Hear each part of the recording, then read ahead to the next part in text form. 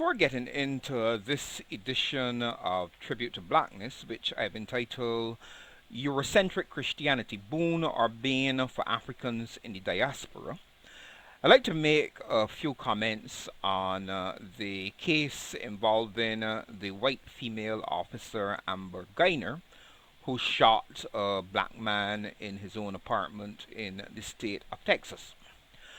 Now, on October 1, 2019, Amber Gaynor was charged or was found guilty of killing Botham John, a St. Lucian-born businessman, in his own apartment in Texas. Gaynor claimed that she thought she had entered her own apartment and that Botham John was an intruder. Now, while some black people breathed a sigh of relief at the guilty verdict, many black people were disappointed because the guilty verdict meant that there would be no riots. Yes, I said it. Black Americans love to riot. And I agree with them, since it is the only way that black people will ever be able to get any reparations. I just wish they would stop looting and burning the communities that they themselves live in. Now, on a more serious note, I do have some sympathy for Amber Gaynor. It is now apparent that she had been sexting with a male co-worker that same evening. And anybody who understands human sexuality would know that sex, especially good sex, can really alter your state of consciousness. It was very unfortunate that another black person was shot by this white female officer who was simply trying to get her groove on and got fatally distracted. Amber Gaynor's case, however, does not reflect the same level of anti-black sentiment seen in most of the shootings that preceded hers. Hers is a tragedy of errors without corresponding amounts of malice aforethought. Now, in my opinion, the Black Revolution should have started in America after the Philando Castile shooting. Marching, singing, and trusting in the system to give black people justice is not going to stop the slaughter of black people by racists and racist institutions. The great Malcolm X has already given black people the solution to this problem. Malcolm said that if a white policeman set a dog on a black man, the black man has the right to kill both the four-legged dog and the two-legged dog. The only way white people will get the message that Black Lives Matter is when there are consequences, when black lives are indiscriminately taken. Now to our subject for today. In the last edition of Tribute to Blackness, I mentioned how Eurocentric Christianity was used to reinforce the idea of white supremacy. Africans were taught that their ancestors were pagan and heathens, who were all going straight to hell. They were taught that the gods of their ancestors were really demons and that their religion was really demon worship. They were taught that the great white God and his white son Jesus were the only true gods along with the Holy Ghost. They were taught that they had to reject all that was African and embrace the great white God of their enslavers. Even today, in some churches, the drum is still considered taboo. Since white people physically resemble the great white God, it stood to reason that white people were superior to all other races, especially Africans, who were furthest removed from Caucasians in appearance. Some time ago, I watched an African movie about a woman who had been impregnated by a demon in human form. Toward the end of the movie, God appeared to the woman to deliver her from the clutches of evil. I was shocked to see that in an African movie directed by Africans, God resembled the great white God of the Europeans. Recently, I listened to a YouTube presentation by Sidney Yangston. The title of this presentation is God in Africa Before the Missionaries, and it is a presentation I would recommend that people watch, especially people of color. In the presentation, Yangston showed how Shemites and Hamites were always intermarrying and interbreeding. Abraham and Hagar was an example of a mixture of Israelite and African. Then you had Joseph and Asenath, who was his Egyptian wife. And from this relationship between Joseph and Asenath, you had two of the tribes of Israel, which would have been Manasseh and Ephraim. Another example of the mixture between the Israelites and Africans was Moses and Zipporah. The Bible makes it clear that Zipporah was a Cushite or an Ethiopian. So we know that the descendants of Moses had that nice blend of the two groups of people. Then we are told in the book of Exodus that a mixed multitude left Egypt with the Israelites. So when the Israelites left Egypt, a large number of Africans went out of Egypt with the Israelites. Africa also was the cradle of the Israeli nation.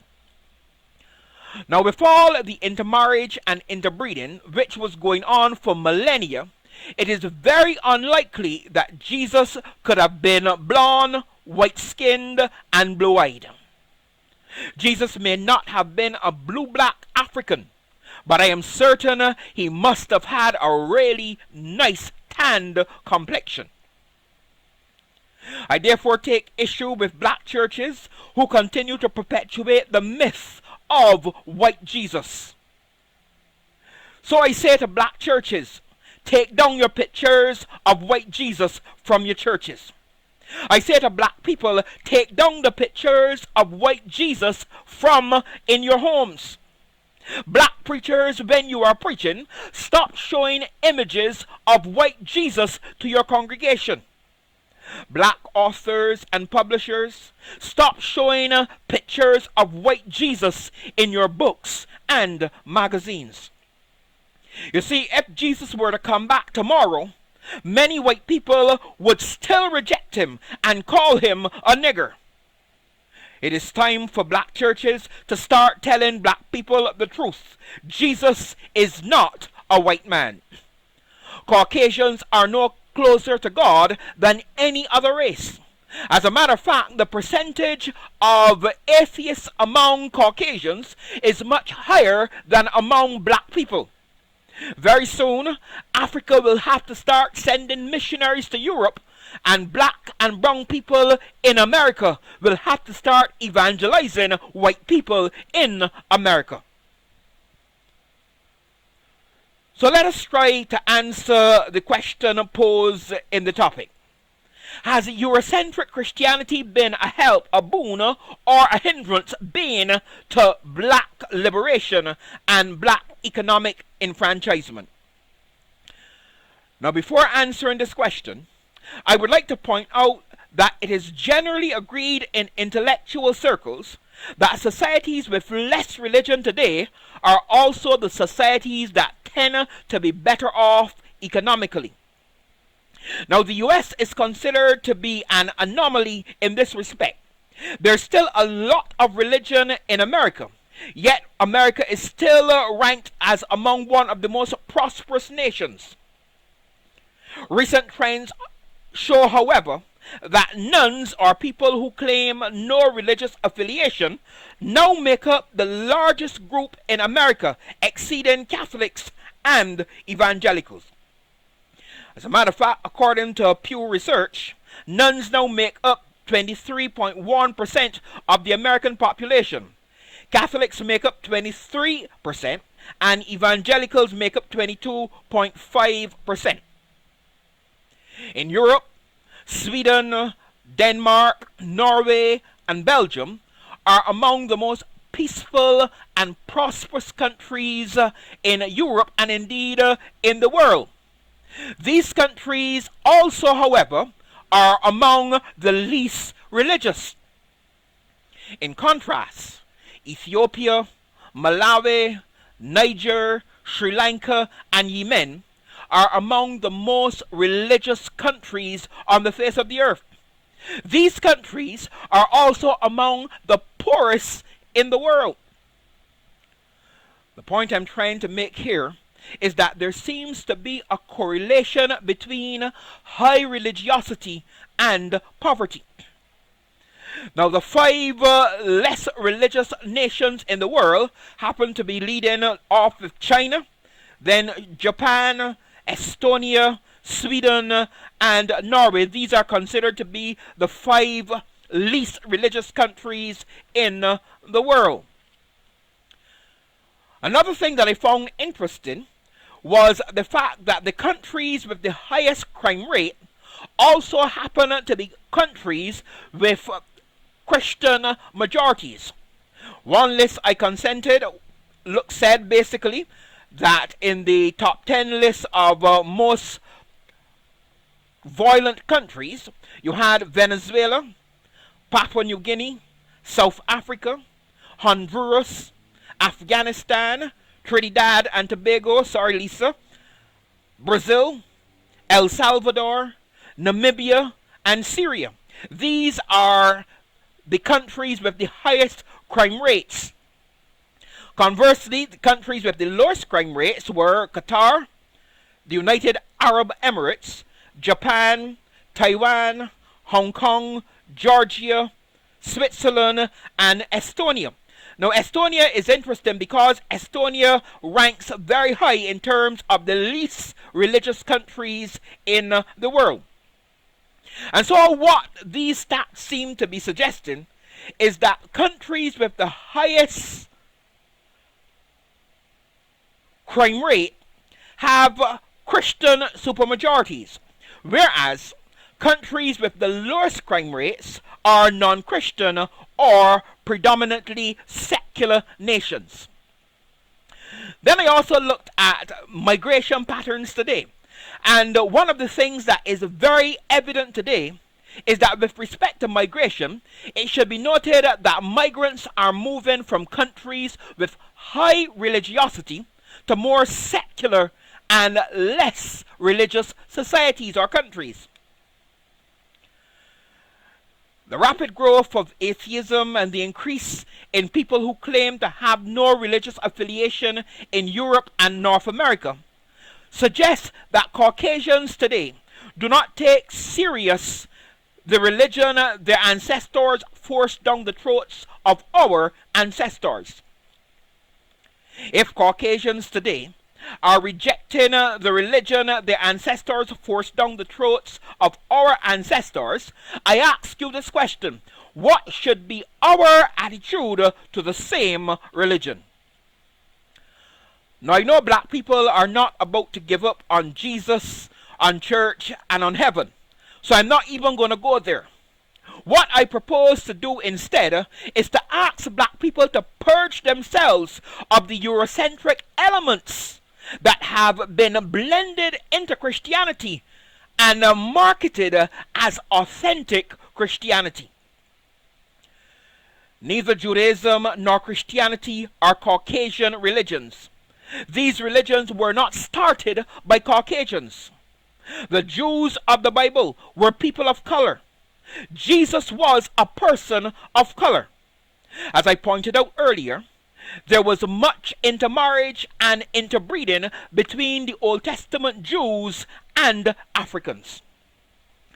The Bible story, therefore, has more to do with Africans and people of color than it has to do with Europeans. Black people, therefore, can keep the baby, but throw out the bathwater. The bathwater here being the Eurocentric version of Christianity.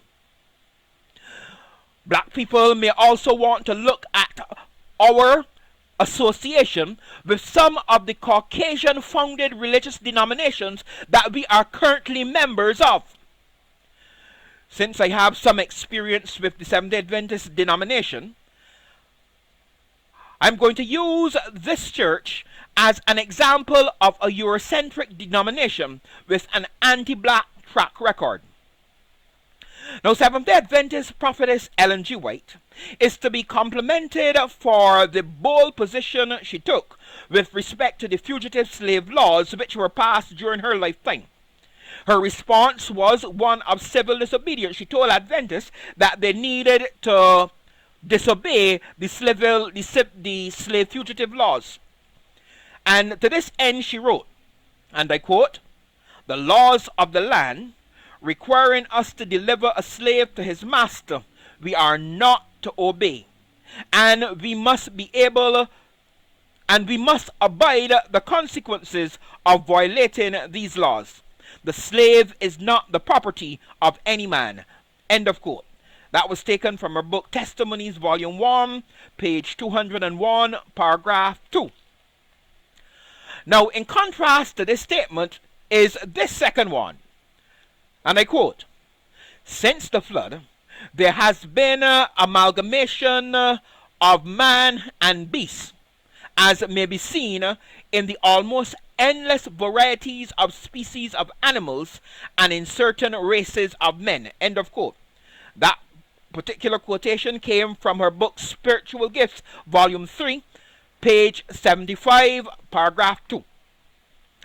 Now, the question I've been asking Adventists for a long time is which race she had in mind when she mentioned the amalgamation of man and beast.